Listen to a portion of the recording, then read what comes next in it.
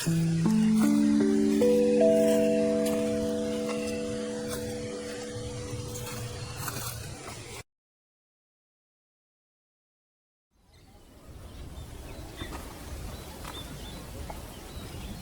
welcome to our spiritual routine. You may take a seat here.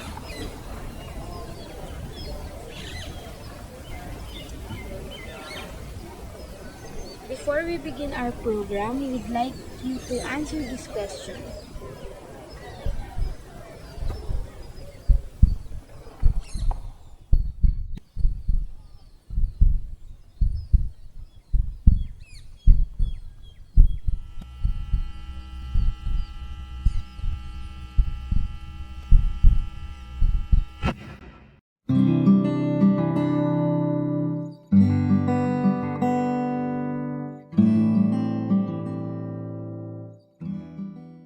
Lahat tayo dumaan sa ganitong tanong.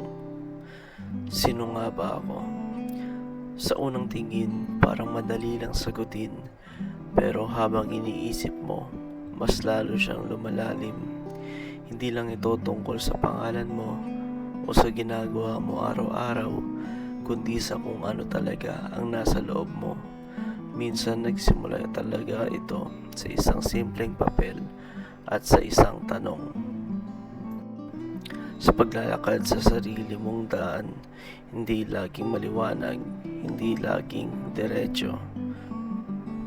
Pero sa bawat hakbang, may natutuklasan ka sa sarili mo, at habang natututo kang tumingin sa loob, unti-unti mong naiintindihan na ang puso pala ang susi, hindi lang sa paniniwala kundi sa pagtanggap sa mga karanasan, paninindigan at sa ugnayan sa sarili mo at sa mundo. Hanggang sa dumating ka sa puntong hindi mo na kailangan hanapin lahat ng sagot, dahil minsan sapat na ang katahimikan at pakiramdam na buo ka, at doon mo masasabing kilala mo na kung sino ka.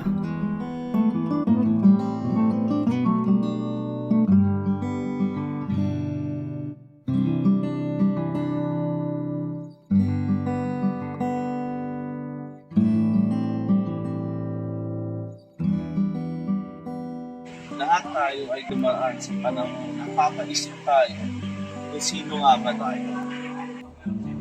Ang spiritual self ay hindi lamang tungkol sa relihiyon, kundi tungkol din sa pag-unawa natin sa ating sarili. Ito ay ang ating paniniwala, mga layunin sa buhay, at ang ating koneksyon sa ating mundong ginagalawan.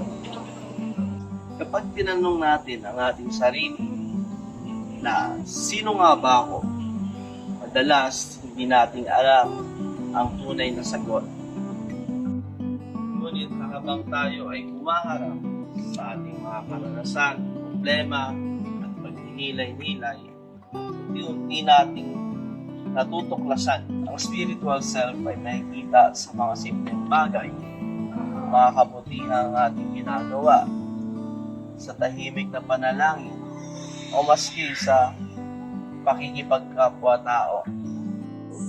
Ako, bilang isang mag-aaral, natutunan ko na pakinggan hindi lamang ang sinasabi ng mundo, kundi ang tinig mula sa loob.